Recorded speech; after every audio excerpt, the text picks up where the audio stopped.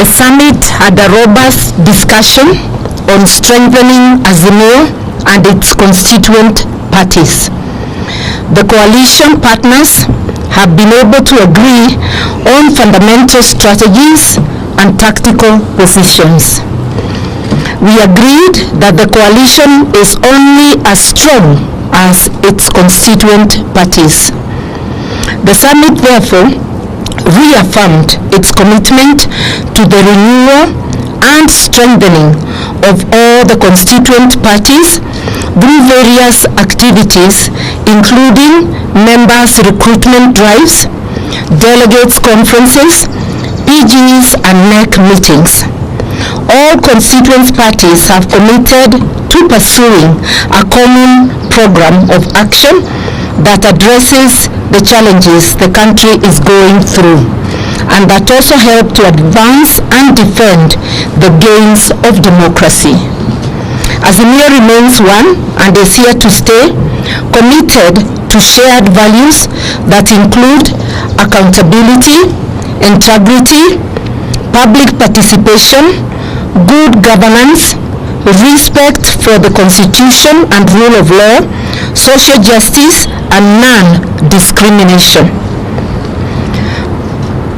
On public litigation, the summit agrees that the cases coming up under public interest litigation address fundamental concerns in which Kenyans feel overlooked, mistreated, and ignored by a regime steeped in impunity and unilateral actions. Some of the cases include the Jubilee Party case and the ruling by the Speaker of the National Assembly forming multiple parliamentary groups within this particular political party, that is Jubilee. This is a real threat to the foundations of our attempts to create a strong multi-party democracy. It threatens to return Kenya to a single-party era. The housing levy is a threat to livelihoods and incomes in the same way the plan to unilaterally sell public assets without the participation of the owners who are the people of Kenya. We will stand in solidarity with the petitioners in the public interest litigation cases on these issues. Azimio stands for the rule of law and supports the need for an independent and professional judiciary. Subsequently, we demand that the Kenya Kwanza regime must keep its hands off the judiciary.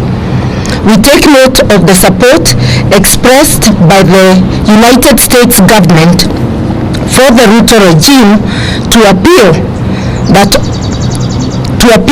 against the ruling on the deployment of police to Haiti. It is our hope that all parties shall respect the independence of the judiciary and that foreign interests will keep off our national affairs. Azimio remains on the way forward. Azimio remains extremely disturbed by the worsening cost of living, the ever-rising and reckless taxes by Zakayo, the collapsing national currency, the chaos in the education sector, the tribalism in public service, and the return of mega corruption. The summit has committed to seek other ways and means to press the regime to listen to the cries of the people. The litigation will only be one such avenue. Other ways are being worked on, whose ultimate goal is to force the regime to be sensitive to the tribulations of the people and to enable the people to take such steps as they may deem necessary, remembering that they have the residual power and sovereignty for the people to be able to rid themselves of this yoke put by the regime. Just like the donkey spoke to Balaam in the Bible, the donkey is now telling Zakayo, enough is enough. We thank you. very much. Thank you very much.